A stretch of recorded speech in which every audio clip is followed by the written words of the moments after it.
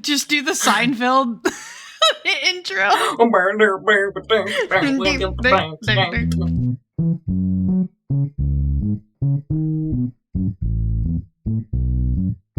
Yeah, I told you we were businessmen. We sell fucking guitars, okay? Is that a problem? That's our business, okay? That's how you need to talk to all people that are a little too nosy. Watch out for the lying bald men. Oh, he'd stick his dick. Yeah, he'd put his dick on that butt. Mm-hmm. He goes, it's the only way. That's right. That's right.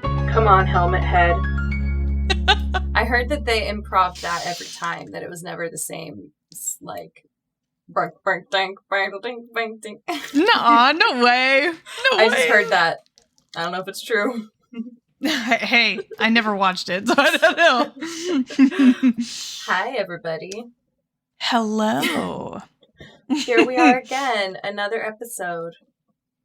Rockin' and good rollin'. One. The epitome of today's episode. Welcome to Click and Flick. I'm Ammiel. I'm Melissa. And we love to talk about video games and movies.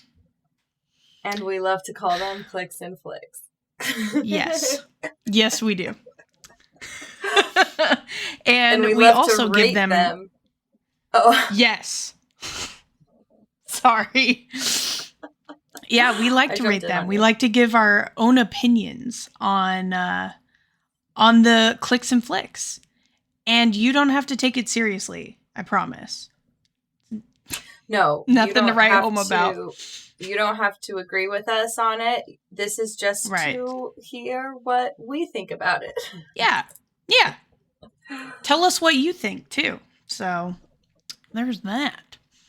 Yes. So, on today's episode, we're going to start with the click, and today's click was recommended by none other than yours truly, Ammiel.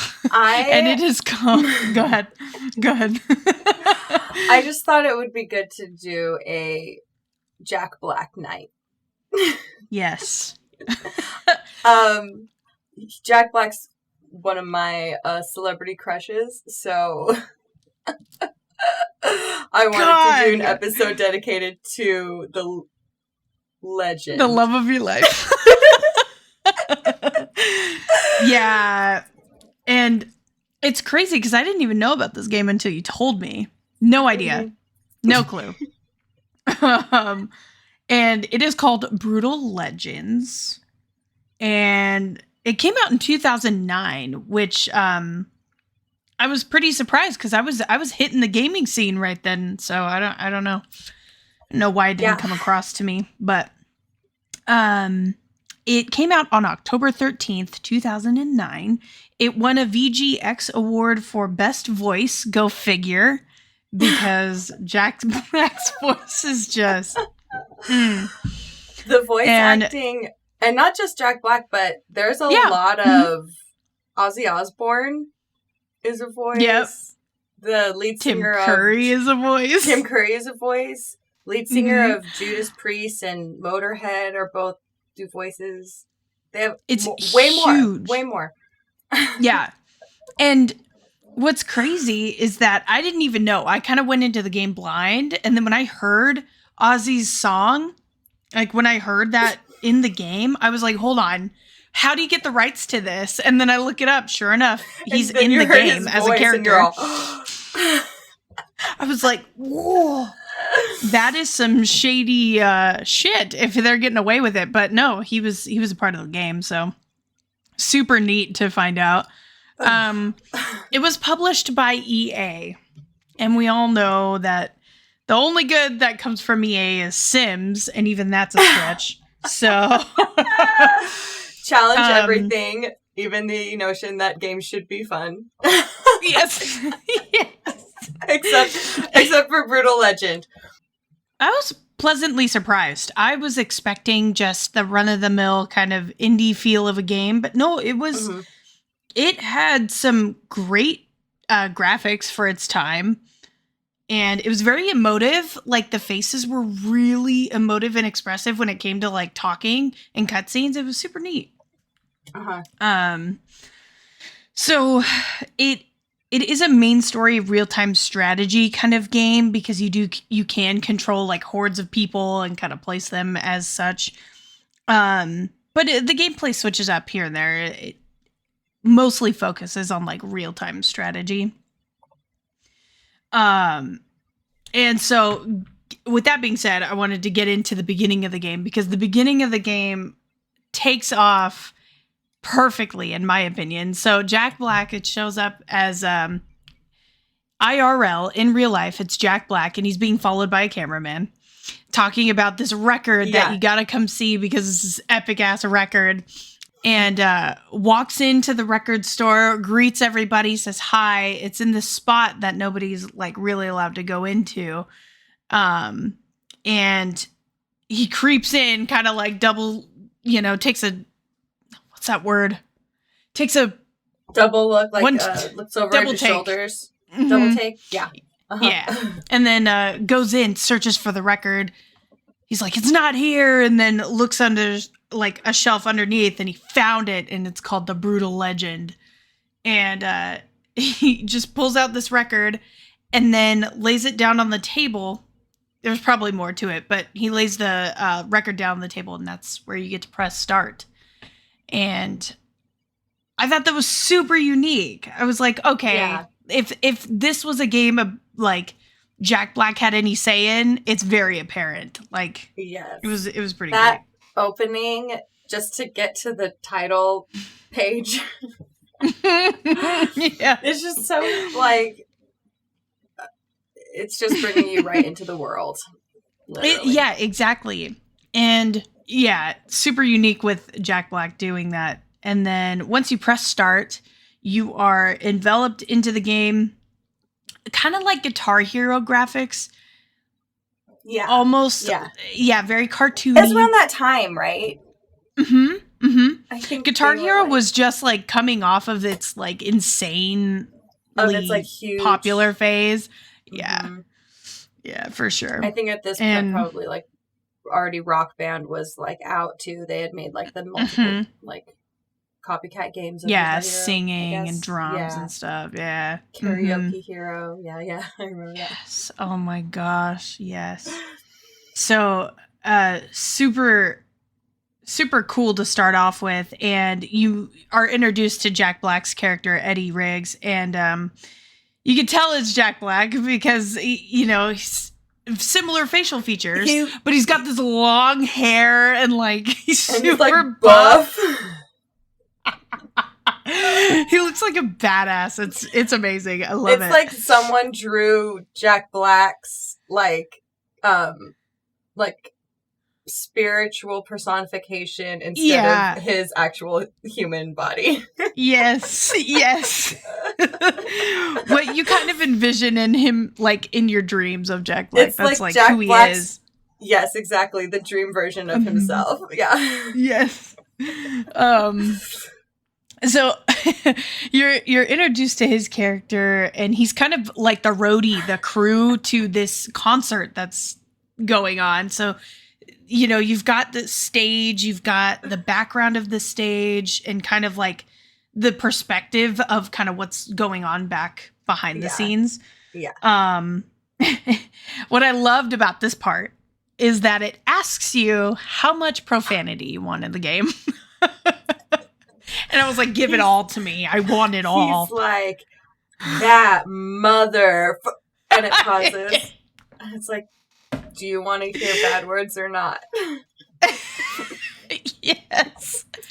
I thought that was awesome. I thought that was so cool because, like, sure, there are some people that just don't, they don't find it funny or it's just not their vibe. So the fact you have the option is pretty neat. And I think that it even says, like, some people think it's funnier to hear the beeps.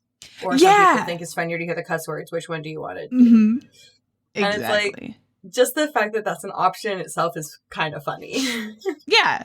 Yeah, exactly. The satire. Satire, the right word. It's it was great. And then, I mean, later on, I'll ruin it, but you get to choose how much gore you see as well. So how much blood you can, all the blood, the nasty parts of it. What did you which choose? also, again, No censor on either? oh yeah, I said give it all to me just because I was curious. Yeah, I want to see it all. yeah. Yeah, so once you choose those settings, the set comes alive to some extent. So there's like this demon kind of metallic skull bull thing. Yeah. Kind of like Satan. It's just a weird kind of demonic metal thing in the back of the stage set. Yeah. Yeah. Not quite. Not quite, but it's close. But a bull with horns. Bullhorn, yeah. And once it comes alive, Jack. Why did I say Jack's blood? Because is it Jack's blood that gets into his own belt buckle? Well, once the blood gets into the belt buckle, he gets power. Obviously, Jack does. Eddie Riggs, and he kills the concert literally. Like he gets transported into this like tomb. Would you call it a tomb? It just kind of looks like a boss lair that's like demonic and kind of like a portal. Yeah. Right? Yeah. Mm-hmm.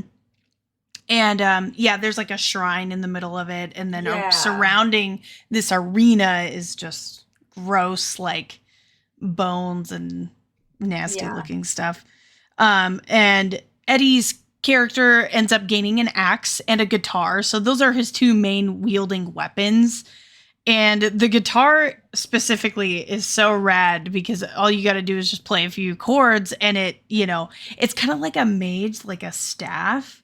Because it can shoot out like fireballs or shock an enemy, which is super cool. The people that he like steals the axe from are worshipers. Mm-hmm. They're like worshiping that guy, right? They think that he brought him back as a sacrifice, right? Mm-hmm. And that's where he finds the axe. Yeah, you're right. I appreciate you keeping me on track. I think I started this game like 2 weeks ago too. No, me too. But I'm trying to keep it straight so I don't. I'm trying to remember, I'm trying to remember it for me, too. Fair. That's fair. Yeah, it's basically him acquiring his weapons, just being transported into that new dimension of demonic overthrow, if you will.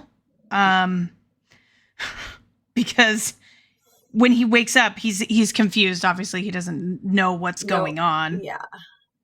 So. And it's like a different world because he first thinks that he's in the past. He's like, oh, isn't this like medieval times? Oh, but yeah. It turns out that it's just a different world. It's just like a rock world. Mm-hmm. A rock world, yeah. Once he starts traversing after kind of the fighting arena where you kind of get the hand on all the weapons and all that good stuff, he charges forward and meets a girl named Ophelia. And he meets her in the midst of these, it's hard to explain, but they're feminine creatures, but they've got like a robot face. It's really strange. But he's fighting these feminine looking creatures and then finds Ophelia in the midst of them. And they also kind of are like bug-like looking for some reason. Like a bug-like, yeah, they're real look thin. Like praying mantis-ish. Like robot, I don't know. They're cool looking. It's super creative, yeah. It was super creative to make an enemy like that. But you kind of get the gist of what's going on once you meet Ophelia. She kind of tells him like, hey, you're in this realm of rock and, you got to use the rock power for good. And this is going to be able to project you forward with learning like guitar riffs and certain things that give you certain buffs over time, which is cool. Mm-hmm. And I believe she gives him a little bit of the lore insight too on, the Emperor, what's his name? the Emperor and the Lady. I think she kind of like touches base on like these two main characters of the world who are kind of controlling everything. And that they're trying to defeat them because they've got hold of a group of girls and they've got a hold of a group of guys separately under their control, which is bad. And then once you find out that lore and you end up making it out of, because you're kind of traversing from top to bottom of this arena area, you're kind of going back down to earth, if you will. And once you get down to earth, you get to assemble this badass hot rod car and ride around in that. But the hot rod car is super rad. Like, it's super cool. I heard that the main vision for this game, like they were like, what's like the thesis? They're like, you kill things with an axe and a guitar and you drive around in a hot rod. Now, how do we make a game out of that? Yeah. I thought it was cool because you can run over enemies with it. You can go fast. You can jump places. Super neat. And if it flips over, you fall out. Yeah. And he's like, I got to get back to my car.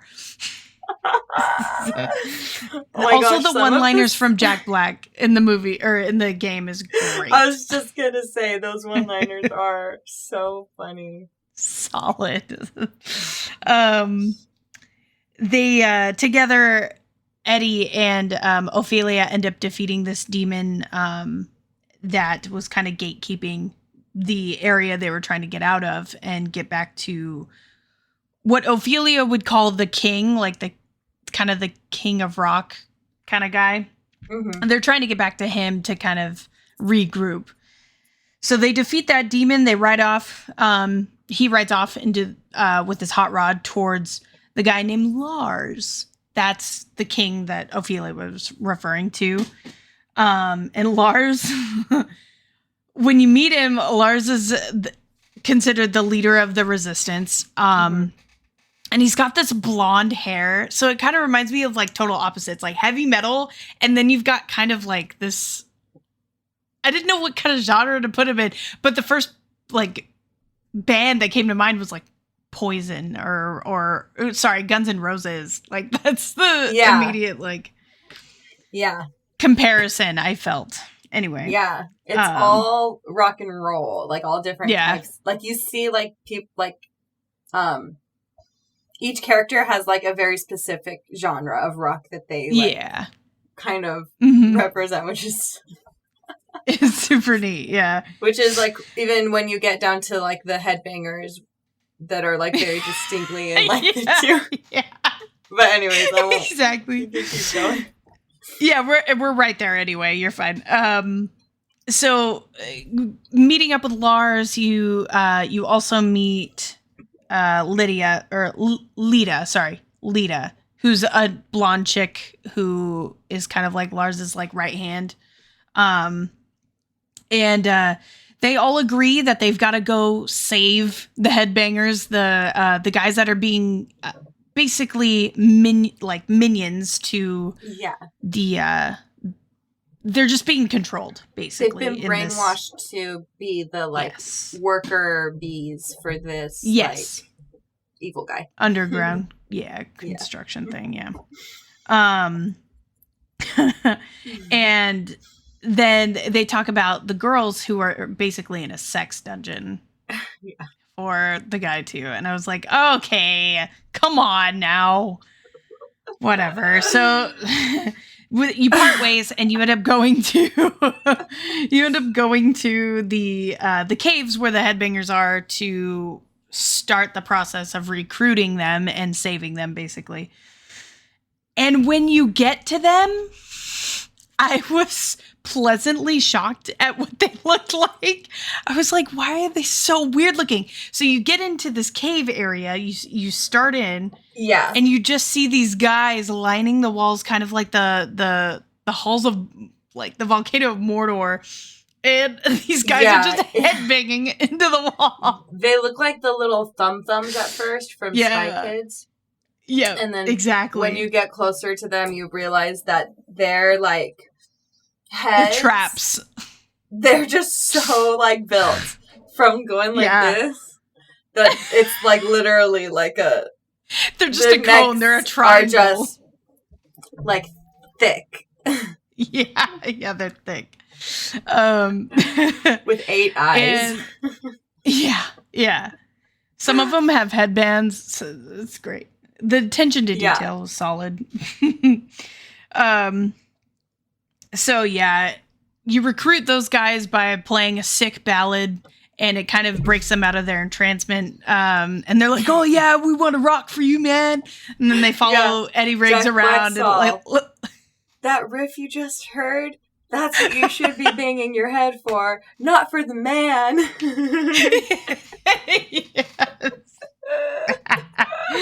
Yes. The only reason you should bang your head is for rock and roll. Something like that. Yeah, that's right. That's right.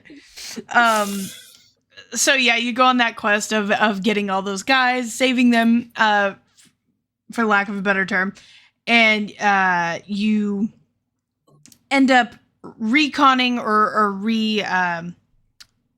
realigning with Lars and Lita, but Ophelia is nowhere to be found right when you get to see Lars and Lita.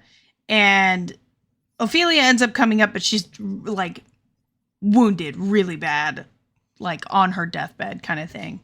And Lars is like, dude, we got to get her to what's this guy's name?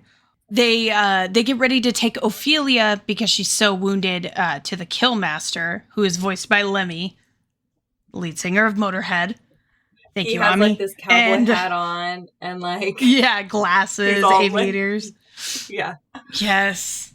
And they say in the game, like, don't let his name fool you. He's a good guy. And you bring her all the way up to his lair, and there's a bunch of things you have to do in order to get him, I guess, to play a certain song of healing, if you will. Yeah, like he uses the power of obviously rock and roll to heal. Mm-hmm. Exactly. Because if you can to use the heal power her of soul, rock and roll to kill, why? Right? Why not heal? Exactly. There's a lot of side quests that you can do, a lot of building up and like kind of leveling up, if you will, side missions. But once he gets his demon wings, once he sprouts those wings, I don't know how he gets to that point, Eddie? but you do? No, I said Eddie. Oh yeah. Once Eddie grows his wings, they're like, holy shit. Cool. But once he does that, they're basically deeming him the person that's going to be able to save humanity from this, realm of existence. And they mentioned when he first gets there that like there was a prophecy saying that whatever that demon monster was that brought him in, they were saying that person is going to bring, or that demon was going to bring in the person to like save them. Yes. And then the other girl's all, or destroy us. And Lars is all, there's some what's it called? There's some debate on the translation. Yeah. So he ends up being the deliverer. The deliverer. Yes. Then you get wind of Lion White, who is basically the bigger bad guy of the smaller like bosses that you were defeating along the way. He's kind of starting to become like a head honcho that you need to defeat. And Eddie and his group defeats him, and they move on, and they find a bigger and badder guy who's the Emperor Diviculus. Yes. And he's voiced by Tim Curry. Diviculus. I wonder if they did that because it sounds like ridiculous. Maybe. That's funny. But Yeah, voiced by Tim Curry. Amazing. I love that. Right? Right? Holy shit, this game did not get the recognition it definitely deserved. No. Besides the voice acting award, but it should have been more known. I think like it was because it has like good reviews and stuff. If you look it up, it's all like positive easily feedback. 80% plus, yeah. So I just feel like I just didn't know about it. Maybe I lived under a rock. I feel like there just wasn't enough like marketing and stuff for it between everything going on with the lawsuits and I did look it up and it was originally an Activision Blizzard game. And they dropped the title and then it was picked up by EA. So then Activision and EA went into lawsuits about technically it was started being made under us, so we could still like have publishing rights or whatever, but it's like that was the big thing. Yeah. Wow, well. So yeah, that's what history repeats itself. Anyway. Game developers, get your shit together. Get your shit together. So you get a little bit more insight on Emperor Diviculus, and then you're also introduced to Zakuria. And Zakuria is this like female what I call her, demon queen kind of. She's like the controller, like a breed of succubus, like a certain type of. Yeah. So forgive me. Sorry. So you're introduced to them too, and once they start talking about Zakuria, Ophelia is kind of like, well, I know who it is, and they're like, who? So the immediate assumption was that Ophelia might be her. That she's kind of just like in a human body kind of disguise thing. But Ophelia is like, no, I'm not. It's not me, obviously, but I know who it is and I'm not going to say. So they're immediately sus of her. Yeah. And so with that information, they continue on anyway. Lars and the Emperor, Diviculus, they face off. And Lars tragically dies. Oddly enough. He just gets impaled. And it's pretty tragic. It's pretty upsetting. Lita's really upset. We weren't ready for it. We weren't fucking ready for it. I wasn't ready to hear about it. That was messed up. No. So after they leave the area where Lars has died, they reconvene and Lita tries to kill Ophelia because she's like, you know something and I hate you for knowing it and Lars is dead now. So I'm going to kill you. And Eddie tries to stop her. He's like, no. Let's not play this game. And Ophelia again reassures them, I'm not her. Trust me. I'm not that bitch, okay? And then there comes a little bit of lore in the game that explains a little bit of why Eddie's here and who he is as a pawn in part of this reality. Mm-hmm. And apparently there was a huge orgy for like 10 years, something like that, in the books. It's just a huge ongoing orgy. Oh my God. When I heard this, I was clapping. Amazing. Right. It was written in stories and songs. It was. Please take a page out of the writer's books of this game, and everybody, when you're making a lore, why not include more orgies? I'm just saying, include real life activity, please. Exactly. Make it realistic for the player.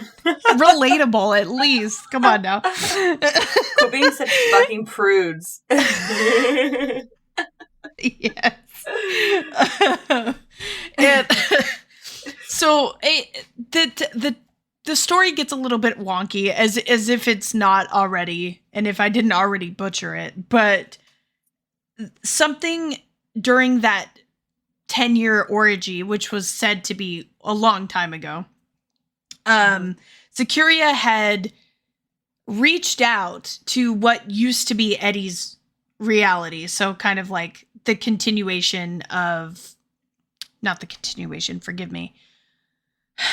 She reached into another dimension. There we go. And snagged up Eddie's father. Okay.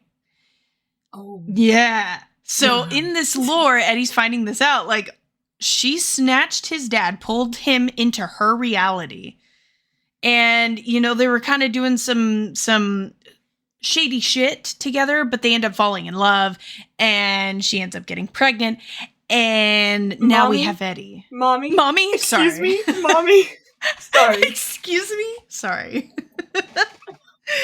And, so you find out that Eddie is a product of Securia and his father. You're just like, what the fuck? Eddie's dad fell in love with the demon queen, the succubus. And that also explains why Eddie has the demon wings. Yes. So that gives you a little bit of closure as far as that goes. And why he was the chosen one. Why the prophecy was there, the lore, all of that in the beginning was explained in this part. Yes. And after you find out that tad bit of information, there's a bunch of time traveling that happens. I'm avoiding that because I didn't play the game. I don't want to butcher further.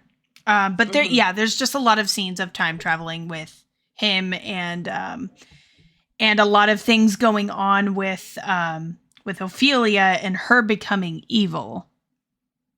Gotta throw that in there because she's losing her way at this point. And after that section of time traveling, Eddie decides he's going to make a super weapon.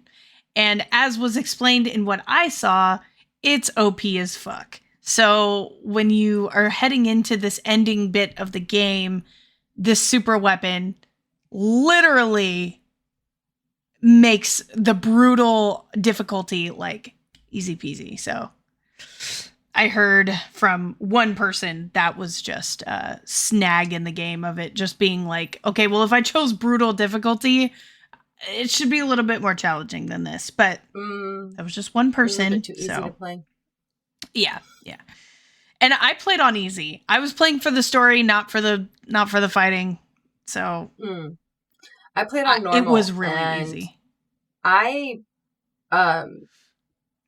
had some difficulties at certain parts. Really? Like, I didn't beat every boss first right away, but yeah, and I played on easy and I didn't beat every boss first. I was close to death quite a few times. So yeah, I'm sure navigating was rough too. Yeah, so once he starts assembling the super weapon to destroy Emperor Diviculus and Securia, or I should say Ophelia, sorry, because she's turning evil. Once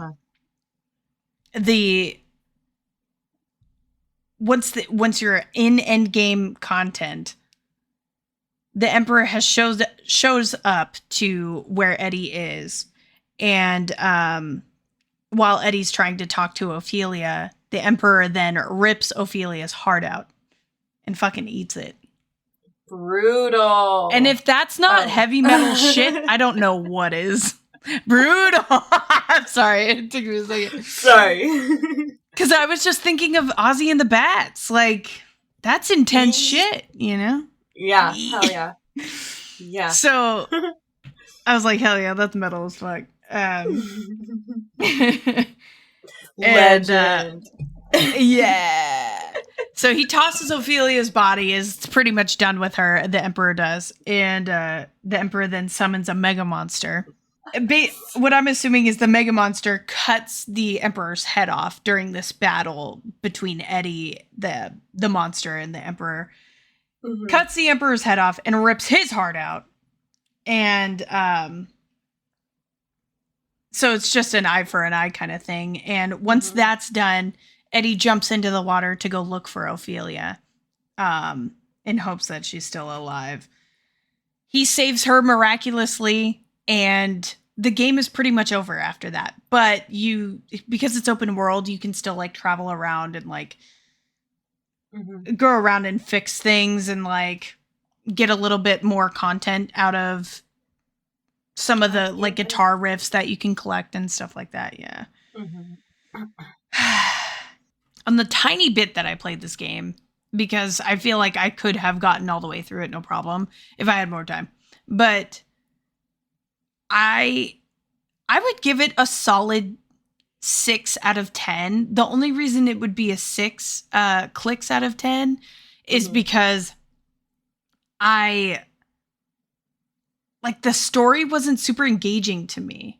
I loved the Ophelia like relationship he had. I loved all the characters, but the story itself, like the demonic lore, the alternate reality, like kind of God aspects, that's never rang a bell with me ever. I feel like they could have made the story a little bit more like exciting or intriguing. Yeah.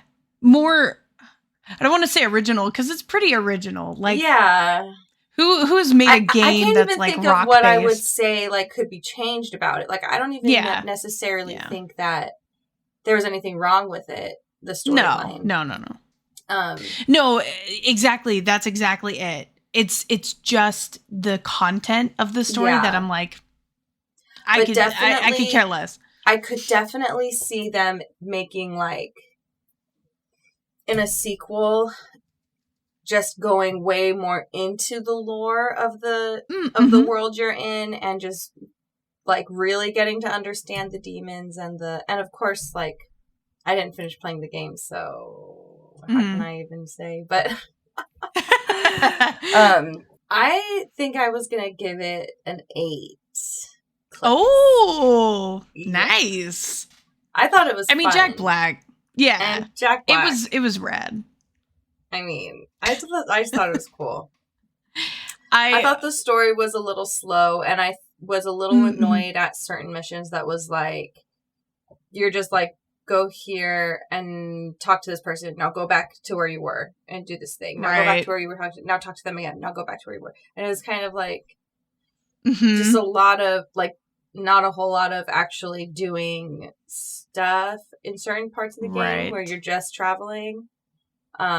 Which is always annoying in certain games. Yeah, the little bit of kind of grind feel that it gets is fetch questy. Yeah. So that's the only kind of part I didn't enjoy so much, but I like loved the special moves, like you do a mosh pit. I know. It was so dope. It was so freaking cool. And it's very like, I don't know. It still has like a heartwarming story where you're like, rooting for the good guys, even though it's you're basically in hell. Yeah, basically.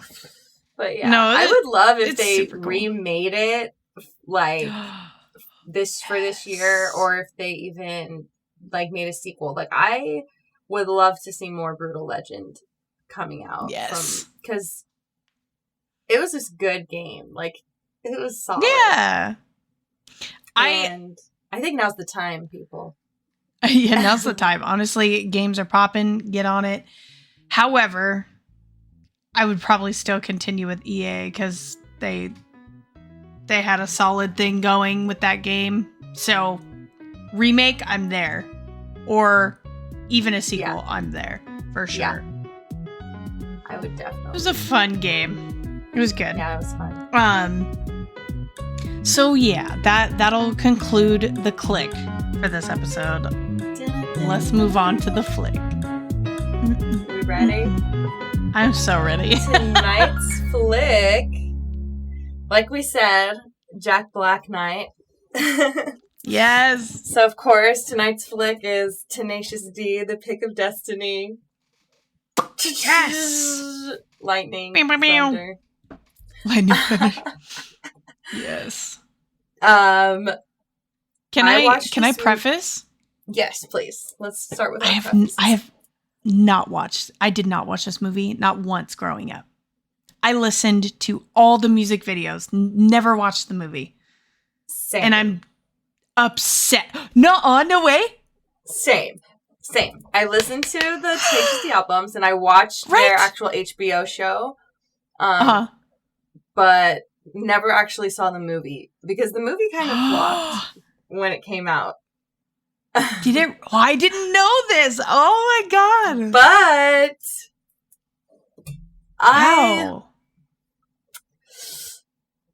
So it came out in 2006. Let me double check that and make sure. Oh, wow.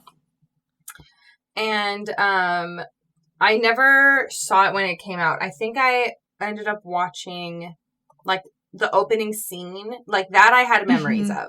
The whole with him as a little kid. Oh, yes. Mm-hmm. Definitely seen that before, but then after that I hadn't seen the rest of the movie. Mm-hmm. So basically it starts off in a flashback where Jack Black is a child at home. Basically, he like wants to be a rock and roller, and his parents are like, "No, we're a good Christian family. You can't like rock and roll. That's the devil's music. You'll go to hell." And so he grows up and flies out to LA and goes to Venice Beach. I was like, yes. "Oh, hey, we were just talking about that." Right. And he runs into Kyle Gass, who's playing guitar. And he's like... On the beach. I wanted to preface this by saying that this movie is best consumed alongside... Like, you want to pair it with a nice cannabis, I think, to enjoy this movie to its full, like... 100%, yes. Potential. So, potential, yeah. He sees Kyle... And he's like, "Oh my gosh, you're so good. Can you show me how you do that?" And Kyle's all, "Sorry, I'm not giving free guitar lessons today. You can stand over there and watch."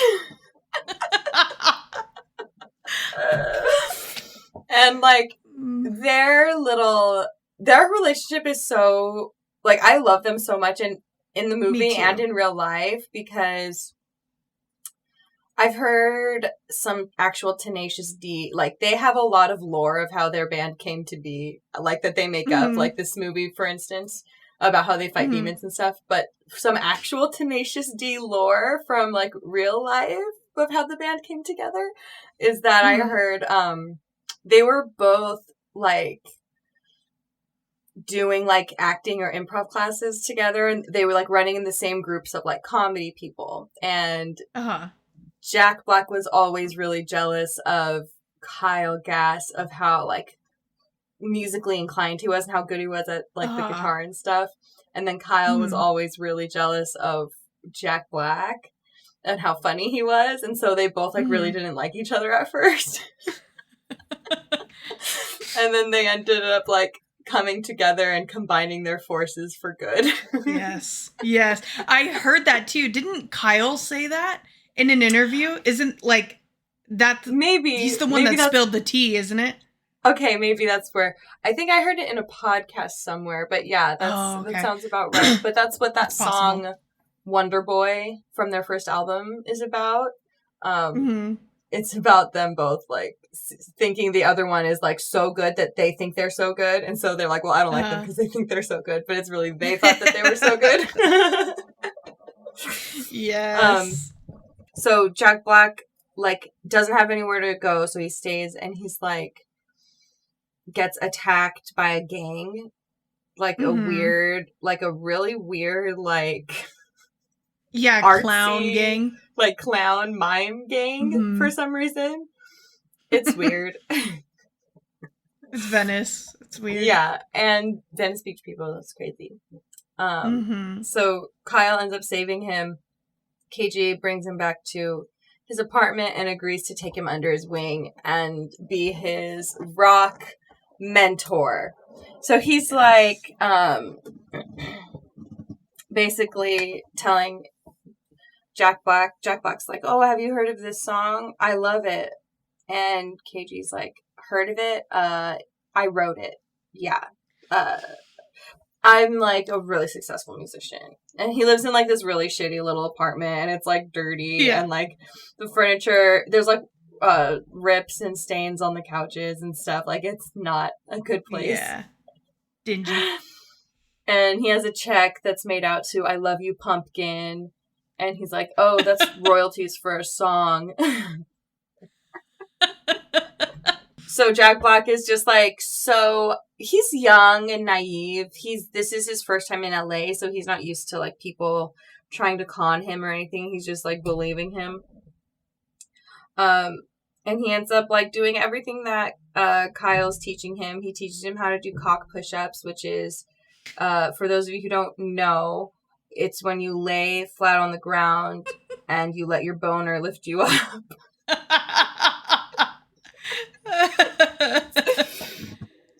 Yes. You only need one, but, you know, it gets the job done. So he teaches him how to do all of the tricks for the great rock and roll, you know, that the power slide where he slides across the stage on his knees. He makes like a gig night simulator in his house. Oh, that's where he sets up like a bunch of like fake people that are like paper plate faces and has Jack performing for them. And then he keeps saying like, "Boo, you suck." Like, he has a recording of himself booing that he keeps playing. And JB has to, you know, get through it.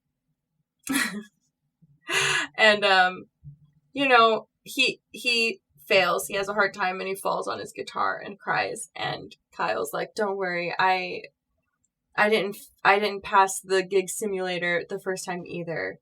Like, don't feel bad." I forgot to mention that Kyle's hair is very long and gorgeous. Sultry, yes. Up to this point. So they end up getting in like a little tussle, right? And his hair comes off, and Jack's like, "You've been lying to me."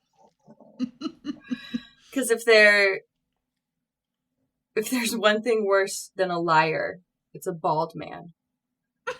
And if you're both, just stay away from me. Stay away from me. Rules to live by forever. Watch out for the lying bald men.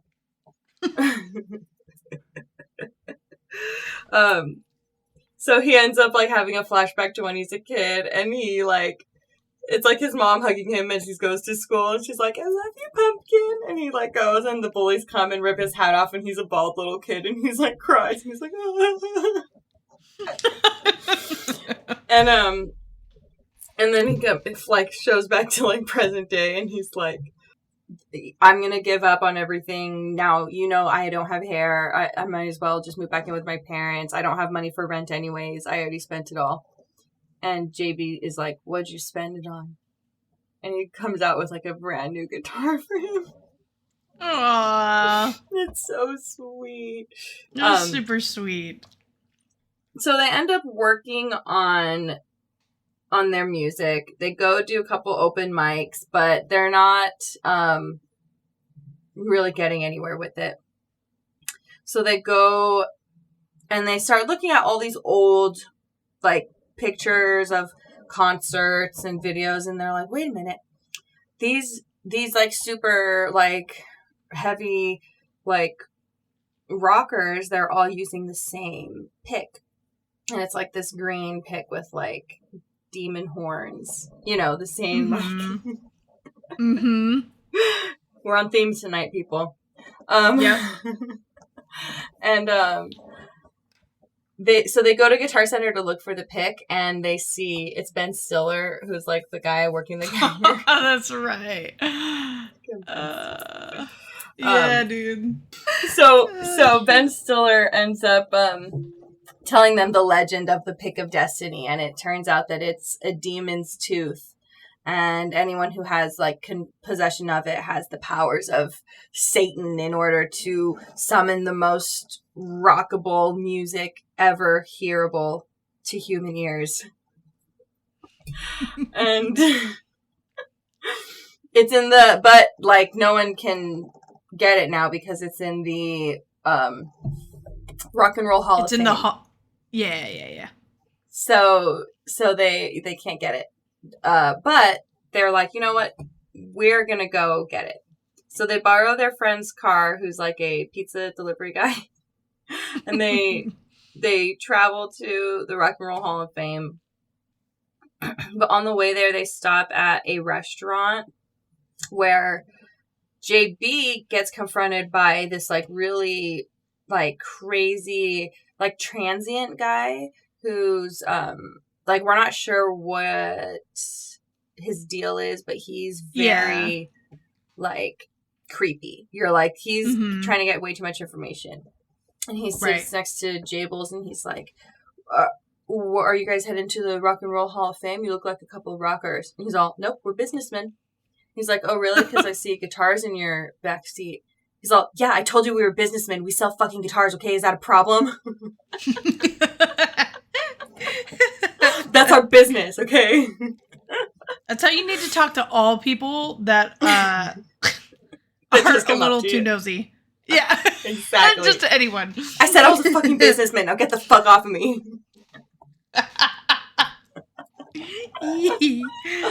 So while he's talking to this guy, trying to like keep it cool, Cage is off flirting with a group of girls who are like going to a party, and they're like, oh, you want to come to our party? He goes, I'm a really famous musician. We're going to the Rock and Roll Hall of Fame because we're being inducted into it right now. And they're like, do you want to come play at our party? And so they go back, and basically the guy who was creeping on Jables tells him, like, I tried to get the Pick of Destiny and I lost my leg and blah, blah, blah. That's right. And JB doesn't want to give up on it. And he goes up to Kyle. He's like, they got in a fight. Kyle's like, I want to go to the party. JB wants to go to the Rock and Roll Hall of Fame. Right. So as he's so they get in a fight. Kyle goes back to the table, and then Jack Black walks to the door and walks out. But as he's walking, he walks past the table, goes, looks. He's all, well, I hope you're happy. Or like, he's all, because I'm never going to talk to you again, or something. He just says something and like leaves all sad. He's so heartbroken, like about to cry. And Kyle's like, sorry, he's my butler. I have to let him go. That's right. But anyways, he gets to the party and he goes up to do his song, but he can't rock without JB, because he just gets up there and he starts playing guitar and he just does the background vocals. Okay, that was the saddest it's like, dun, scene. Dun, dun, dun, dun, dun, dun, dun. He did not die in vain. And everyone's like, what? The DJ just starts playing music in the middle of his song, like, okay, people move on. Yeah, and they're all, okay. I hated it. Ooh, we're just gonna move on.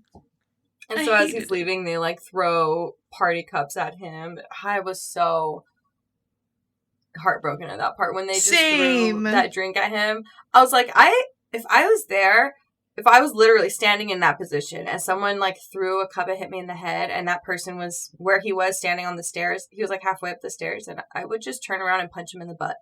Like, I would straight into his butt. Bye. Yeah. Mm-mm. That was wrong. I didn't like. I was like, so sad. That was so sad. Yeah, it hurt my heart. Kyle like that. Even though Kyle treated Jack Black, meanly, like he kind of deserved it. He had to learn his lesson, you know. So JB is like wandering off since Kyle has the car. JB's like trying to get there on foot, but he gets hungry in the forest. But luckily he finds some mushrooms to eat, so he's able to satisfy his hunger. But then a little more quickly than mushrooms usually take to start reacting, he starts feeling Hi. Inebriated. Hi, how are you?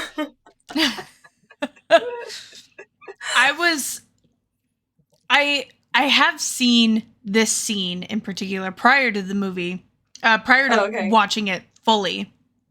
And so remembering that this scene was here, I was like, we get to talk about it again. We get to talk about the realities of drugs and the effects of it. I think the medical term for it was he was tripping balls. Because he immediately started seeing everything is like a cartoon, and he's lots of colorful things. Yeah, he sees a Sasquatch, and he's like, "Oh my gosh, can I be a Sasquatch?" And the Sasquatch is like, "You already are. You're my baby." And Jack Black looks at his hands, and he's like in like makeup and stuff. And he's like, Sasquatch daddy. I don't know what kind of mushrooms he ate. I don't know, dude. I don't know. Hey. Is that even common to something that you would see doing LSD or acid? I don't know if those two are the same. They are. So you don't like. Go ahead. You see things in your mind, like you can imagine really cool things, but not in your like actual eyes that you're seeing. Still see like the real world. You know what I mean? And if you like, focus on something, like you're gonna be seeing what room you're in or where you're at. Like you don't look down at your hands and see Sasquatch hands. Sasquatch hands. You could look down at your hands and see them a little bit wavy or wobbly, probably, but. You're not gonna. Everything is still its own thing. Yeah. Okay. Thank you for that clarification, because I was. Yeah. That's my experience in video games when I've played video games, and like in Minecraft and stuff. Right.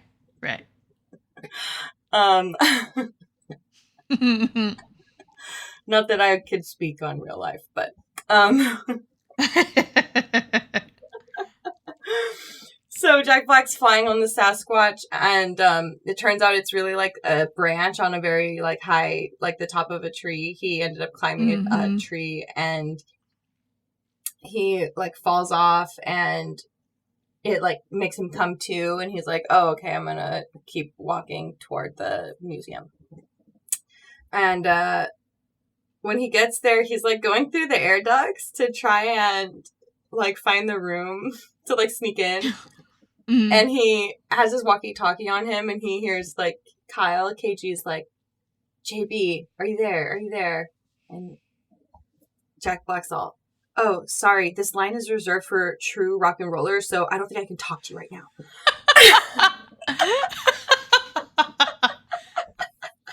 Yes.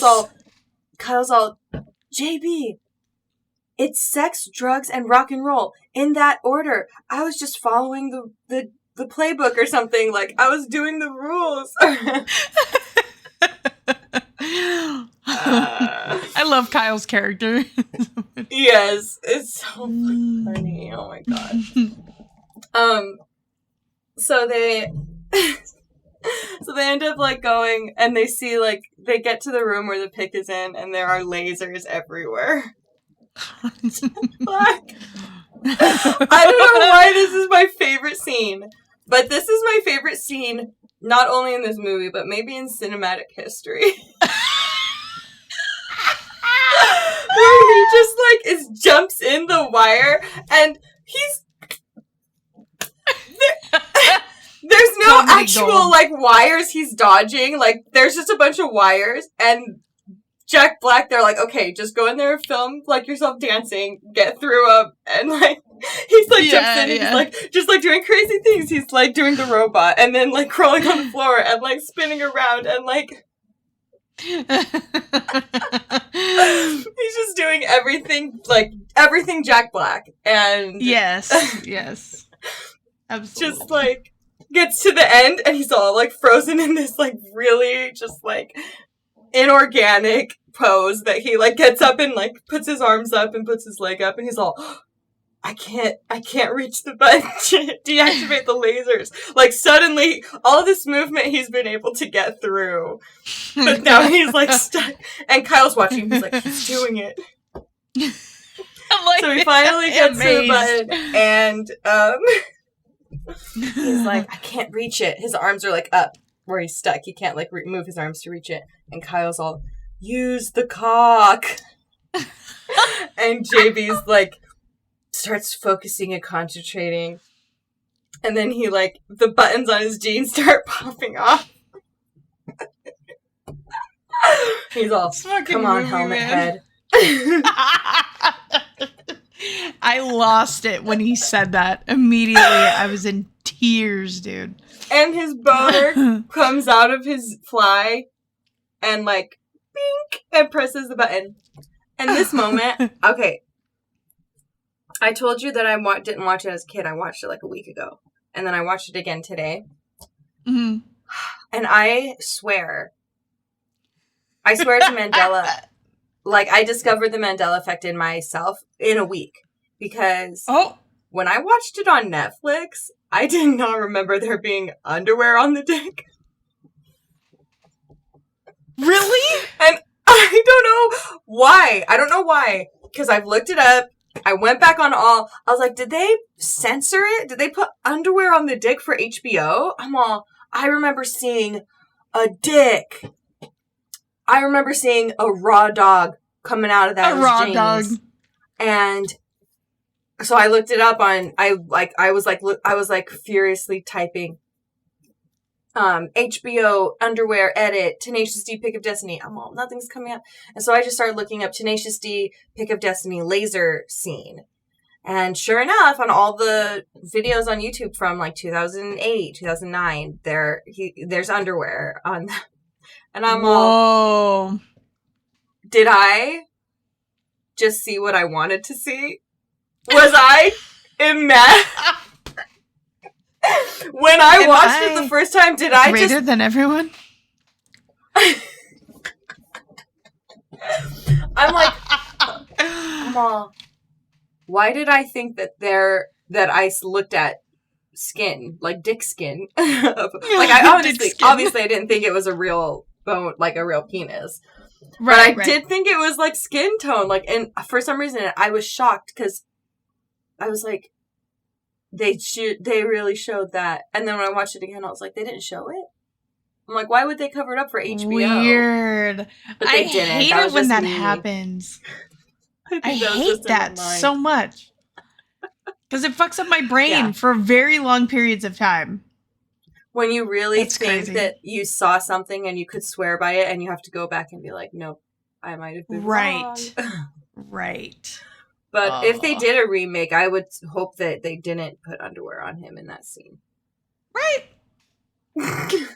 Make it authentic. Come on now. I just think it's out of character. I think that Jables would have been going commando the whole time. Oh, he'd stick his dick. Yeah, he'd put his dick on that button. Mm-hmm. Yeah. Agreed. 100%. So he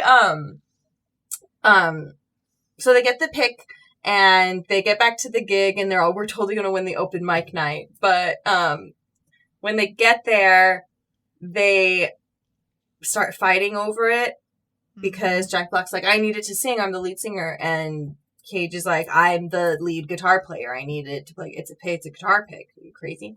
So they start fighting over it and it breaks in half, and then they're like, whoa, what's the point now? Like, how do we even play music? And the manager of the club, I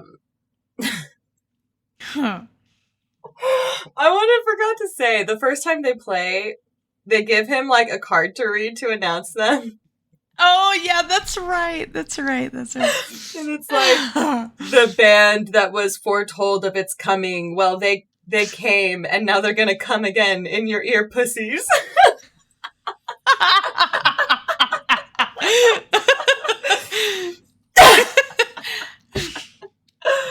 Oh my god. It's so funny. But anyways, he's so he comes out and they're all, we can't play without the pick from Satan, and he's all, you guys never needed a pick because Satan, he's not in a pick. He's inside of you. He's right here in our hearts. Aww. I'm writing that in my Christmas cards. We can do it. We can do it. Satan is in all of us. He's that little voice that makes you not want to go to work or exercise and tell the guy you don't like to fuck you or something like. Accurate. But they're like, you're right. We're just gonna go rock. And he's all, I still have the best pick that anyone ever gave me. And he pulls up the pick that Kyle gave him. He's all, let's go. And so they go, and it was actually all just a trap to lure them away from the pick, because really, the manager of the club is the demon whose tooth the pick was. And he just wanted it back. Wow. So he takes the pick. And he's like, and forms into a demon. And as he's doing that, Jack Black and Kyle come back out, and they're like, yo, we can both use one half of the pick. It'll be fine. There's still some juice left in it, probably. And then they see this demon. And, it's history from there. And then... And the song writes itself, people. So they end up doing a rock battle with the demon, because everyone knows a demon cannot turn down a music competition. Like, if you challenge them to any kind of music competition or dance-off, they have, like, demon rules, they have to participate. You've seen it happen in Georgia. Now you've seen it happen in LA. In LA. Remember. So just remember, if you're ever in that, have something in your back pocket. Have, like, a song prepared. Right. So that you can get out of any sticky sitch that you find yourself in with some spawns of Satan. So he's like, the terms of the rock battle end up being, if they win, then he has to pay their rent. Killer. And then go back to hell. Yeah, that is I would ask for that. I am. Hell yeah. Yeah, pay my rent. And you for put a year. me in Thank this situation. Now at least pay my rent. Yeah. And if he loses, he's all, what if I lose? And he's all, then you can take Kyle back to hell with you. And Kyle's like, what? He's all, trust me. He goes, it's the only way. That's right. That's right. It's the only way.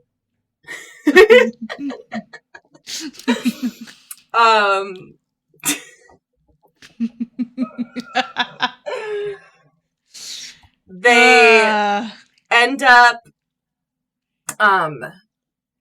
not doing as well as the demon in the rock battle. But as he's trying to take him back to hell with him, they end up getting a piece of his horn that got cut off. And they use it to, like, cast a spell on the demon and banish him back to hell. Mm-hmm. And they were like, whoa, that was the best song ever. How did it go again? And they were like, I don't remember. Let's just go rock out and write another one. Yes. And thus was born. Yeah, tribute. Exactly. Beelzebub was my favorite song next to Tribute. Those two are like my top. Uh-huh. And we took a trip to Portland one year for my friend Taylor's birthday. Mm-hmm. And we went to karaoke. Portland's not up as late as LA people are and Vegas people are. They go to bed at like 10. So the karaoke bar was shutting down at like 10:30. Wow. I was like, I went up to the DJ. I was like, please, can I do Beelzebub Boss? Please, can I do it? And I slipped him a 20. Fucking 20. Okay? And he put it on for you, right? No. That fucker didn't play Beelzebub Boss for me, and I was heartbroken. I'd be like, excuse me, can I have that 20 back? Yeah, he was like that's like, that's like a 10-minute song, and I was like, I know. I don't care. It's a good song. It's a good song. Yeah, that's so good, man. They get back home finally, and they just get back to writing music, and he's all right, let's get our head in the game. Hand me the BOD. The what? The Bong of Destiny. And they had converted the demon horn into a bong. Ah! Yes. Yes. And they take a big rip, and they're all, and it's all like green smoke with like magic in it, the magic of rock and roll. And and that's how Tenacious D was born, my friends. Killer movie, dude. I loved this movie. Did you see in the beginning where it said THC instead of THX? Yes. Yes. And it was like, oh. Oh man. I'm so bummed Jack Black doesn't do more stuff like this. It's okay. It's like you can tell, like, this is what they like to do, you know? Right. And it's like, Tenacious D was still going on tour, too, like, before COVID. Yeah. Yeah, they were. They totally were. You know, something for the rocker potheads out there that are just, like,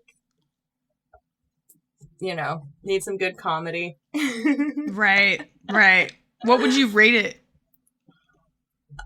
As far as, like, personal ratings, like, this is an Ammiel movie, so... Yeah.